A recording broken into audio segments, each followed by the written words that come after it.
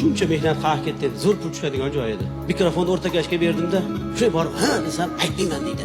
Nimaga desam, Hasan onalar ayollar o'tirgan stolga qarang dedi. Shuni ayollar o'tirgan stolga qarasam, stol ustida aroq ham bor, konyak ham bor.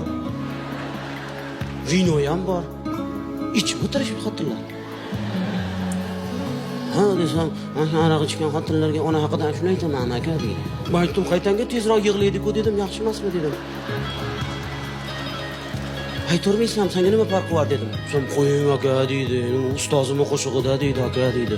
U qo'shiqning orasida hokipoyingizni ko'zimga suraydigan joylari bor aka deydi.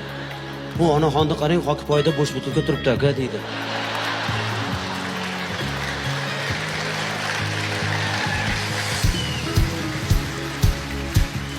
Rostlarab ichib o'tirishibdi.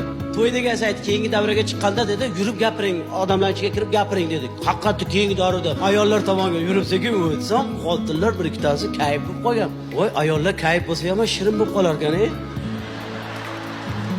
Tasqiq qiz bo'lib qolgan. Men anekdot aytayapman, menga qarab.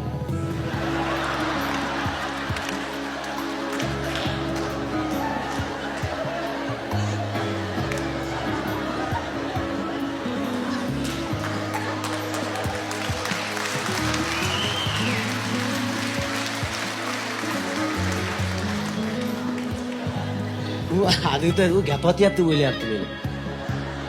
Menga ham farqi yo'q-da. Opa. Ichdingizmi?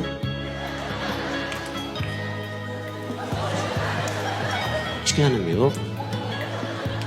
Qizarib ketibsiz-ku. Pivo ichdim deydi. Meni kechirasizlar edi, erkak kishini ichgani qanaqa xunuk ko'rinsa, ayol kishini ichgani undan 5 bat 100 barobar xunuk ko'rinar ekan. Meni kechirasizlar, mana men ko'rgan narsam aytyapman-da, juda xunuk ko'rinar ekan bu holat. Ha, shunaqa to'ylarimiz ham bor.